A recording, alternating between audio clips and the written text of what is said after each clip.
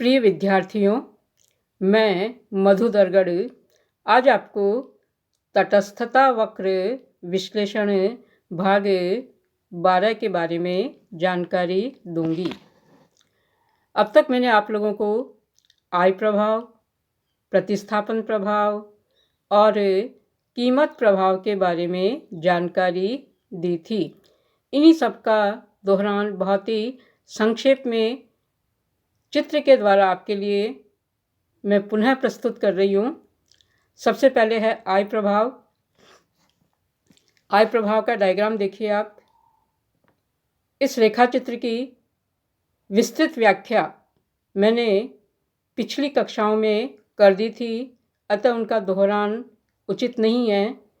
इस रेखा चित्र की एक विशेष बात जो ध्यान देने की है वो ये कि ये जो कीमत रेखाएं हैं एक दूसरे के समानांतर है।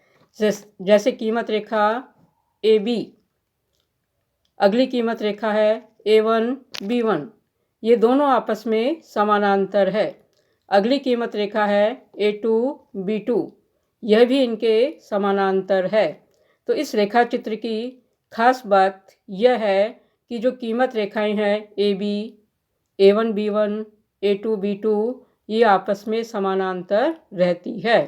तो ये है आय प्रभाव के रेखा चित्र की विशेष बात। अगला लेते हैं प्रतिस्थापन प्रभाव। इसकी भी विस्तृत व्याख्या मैंने पिछली कक्षाओं में कर दी थी। इस रेखा चित्र की एक खास बात जो आप पुनः समझ लीजिए, कीमत रेखा है AB और दूसरी कीमत रेखा है A1 B1, ये दोनों एक दूसरे को क्रॉस कर रही है और उपभोक्ता उसी तटस्थता वक्र पर E बिंदु से F बिंदु तक जाता है और ये कहलाता है प्रतिस्थापन प्रभाव। तो प्रतिस्थापन प्रभाव की विशेष बात यह है कि रेखा चित्र में जो कीमत रेखाएं होंगी वो एक दूसरे को क्रॉस करेंगी। इसके बाद तीसरा है कीमत प्रभाव। इस कीमत प्रभाव में विस्तृत व्याख्या मैंने पिछली कक्षाओं में कर दी थी। इस डायग्राम में विशेष बात यह है कि जो कीमत रेखा AB है, अब यदि I स्थिर है, Y वस्तु की कीमत स्थिर है, केवल X वस्तु की कीमत घटती है, तो नई कीमत रेखा हो जाती है AB1।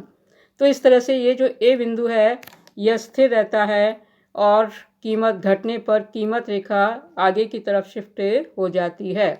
तो इस तरह से A बिंदु स्थिर है और कीमत रेखा क्रमशः आगे शिफ्ट होती है यदि X वस्तु की कीमत घटती है। तो यहाँ कीमत रेखा है AB, फिर अगली है AB1 और अगली है AB2।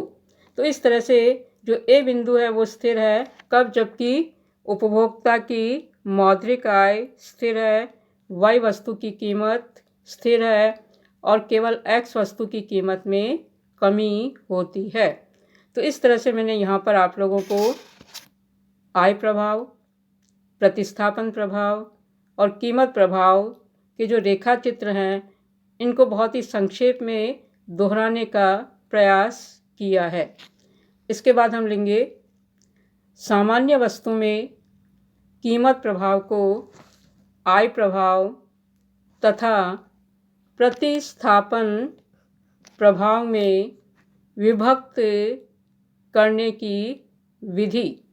इसमें दो विधियां हैं। इसमें पहली हम लेते हैं प्रोफेसर हिक्स की विधि। तो आप जानते ही हैं कि कीमत प्रभाव दो प्रभावों का योग है। पहला है प्रतिस्थापन प्रभाव और दूसरा है आय प्रभाव। जब किसी वस्तु की कीमत में कमी आती है तो उसकी मांग पर पड़ने वाले कुल प्रभाव को दो भागों में विभाजित किया जा सकता है। पहला तो X वस्तु की कीमत कम होने पर उपभोक्ता की वास्तविक आय बढ़ जाती है, अर्थात उसकी आर्थिक स्थिति पहले की अपेक्षा अच्छी हो जाती है, क्योंकि वह पूर्ववत इकाइयाँ कम मुद्रा या कम द्रव्य में ही उपभोग कर सकता है। इस प्रभाव को हम आय प्रभाव या इनकम इफ़ेक्ट कहते हैं। दूसरा, जिस वस्तु की कीमत में कमी आती है उसका सापेक्षिक मूल्य कम हो जाने से अन्य बातों के स्थिर रहने पर उपभोक्ता सस्ती वस्तु को महंगी वस्तु के स्थान पर प्रतिस्थापित करता है। इसे हम प्रतिस्थापन प्रभाव कहते हैं। तो इस तरह से जो कीमत प्रभाव है यह बराबर है प्रतिस्थापन प्रभाव प्लस आय प्रभाव के। डायग्राम ले लेते हैं। इस डायग्राम में एक्स अक्ष पर है एक्स वस्तु, वाई अक्ष पर है वाई वस्तु। प्रारंभिक कीमत रेखा है ए बी। तो हमें मौद्रिक आय दी हुई है, एक्स वस्तु की कीमत और वाई वस्तु की कीमत दे रखी है और उनके आधार पर प्रारंभिक कीमत रेखा ए बी है। यह IC1 तटस्थता वक्र को P बिंदु पर स्पर्श करती है। तो प्रारंभिक संतुलन का बिंदु है P, अर्थात जहाँ कीमत रेखा तटस्थता वक्र को स्पर्श करती है वो है संतुलन का बिंदु। अब आगे चलते हैं। मौद्रिक आय स्थिर है, वाई वस्तु की कीमत स्थिर है और केवल एक्स वस्तु सस्ती होती है। एक्स वस्तु सस्ती होने पर वह एक्स वस्तु की अधिक इकाइयाँ खरीद पाएगा और नई कीमत रेखा हो जाएगी AB1। यह AB1 कीमत रेखा IC2 तटस्थता वक्र को R बिंदु पर स्पर्श करती है। तो नया संतुलन का बिंदु है R। तो P से R तक जो चलन है ये कहलाता है कीमत प्रभाव। तो P से R तक ये जो हमने डॉटेड लाइन खींची है ये है प्राइस कंजम्पशन कर्व या कीमत उपभोग वक्र। तो IC1 पर बिंदु P से IC2 पर बिंदु R तक चलन कीमत प्रभाव है। वस्तु X की कीमत में कमी होने से दोनों वस्तुओं X व Y की सापेक्षिक कीमतों में परिवर्तन हो जाता है, परंतु साथ ही उपभोक्ता की वास्तविक आय में वृद्धि हो जाती है। प्रतिस्थापन प्रभाव को मालूम करने के लिए वास्तविक आय में वृद्धि को नष्ट करना पड़ेगा, अर्थात मौद्रिक आय में कमी करनी पड़ेगी। हिक्स के अनुसार मौद्रिक या द्रव्यक आय को उस मात्रा से घटाना पड़ेगा कि उपभोक्ता पहली तटस्थता रेखा पर आ जाए। इसके लिए नई कीमत रेखा AB1 के समानांतर एक काल्पनिक कीमत रेखा EF खींचते हैं। तो ये हमने काल्पनिक कीमत रेखा EF खींची है जो IC1 को T बिंदु पर स्पर्श करती है। कीमत रेखा AB1 वस्तु X तथा Y के नए कीमत अनुपात को बताती है।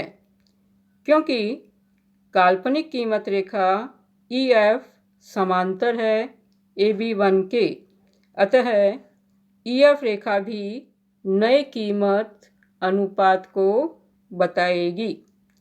काल्पनिक कीमत रेखा EF के खींचने से आय में क्षतिपूरक परिवर्तन प्राप्त हो जाता है जो कि AE के बराबर है, अर्थात द्रव्यक आय में AE के बराबर कमी कर देने से उपभोक्ता IC1 पर बिंदु T पर साम्य की स्थिति में आ जाता है और उसका संतोष पहले के समान रहता है। अतः एक ही तटस्थता वक्र IC1 पर बिंदु P से बिंदु T तक चलन प्रतिस्थापन प्रभाव है। तो इस तरह से यह है बिंदु P, यह है बिंदु T। तो P से T तक जो चलन है यह प्रतिस्थापन प्रभाव है। यदि अब द्रावक I में कमी को, अर्थात जो AE कमी की थी, उपभोक्ता को वापस कर दिया जाए तो वह T से R पर चला जाएगा। T से R तक चलन I प्रभाव को बताता है। तो T से R तक होते हुए मैंने जो रेखा खींची है ये इनकम कंजम्पशन कर्व या आय उपभोग वक्र को बताता है। तो इस तरह से जो कीमत प्रभाव है यह बराबर है प्रतिस्थापन प्रभाव प्लस आय प्रभाव के। कीमत प्रभाव है बिंदु P से R तक चलन, प्रतिस्थापन प्रभाव है बिंदु P से T तक चलन और आय प्रभाव है बिंदु T से R तक चलन। अब आप डायग्राम में देखिए, बिंदु P से R तक यदि चलन होता है तो X वस्तु की मात्रा में X1 X3 के बराबर वृद्धि होती है। अगर प्रतिस्थापन प्रभाव को लेते हैं तो बिंदु P से T तक चलन है, इसके कारण X की मात्रा में वृद्धि है X1 X2 के बराबर। और यदि वह T से R तक चलता है जो कि आय प्रभाव है तो इसके कारण X वस्तु की मात्रा में वृद्धि है X2 X3 के बराबर। तो इस तरह से जो कीमत प्रभाव है ये बराबर है प्रतिस्थापन प्रभाव प्लस आय प्रभाव के। कीमत प्रभाव जैसा कि अभी आपको बताया P से R तक चलन को बताता है और इसके कारण X में वृद्धि हुई है X1 X3 के बराबर। प्रतिस्थापन प्रभाव है बिंदु P से T तक चलन, इसके कारण X में वृद्धि हुई है X1 X2 के बराबर। और जो आय प्रभाव है ये है बिंदु T से R तक चलन, इसके कारण X में वृद्धि हुई है X2 X3 के बराबर। तो इस तरह से कीमत प्रभाव बराबर है प्रतिस्थापन प्रभाव प्लस आय प्रभाव के। तो आज हमने प्रोफेसर हिक्स की विधि से सामान्य वस्तु में कीमत प्रभाव को आय प्रभाव तथा प्रतिस्थापन प्रभाव में विभक्त करने की विधि देखी है। तो आज इतना ही, शेष अगली कक्षा में।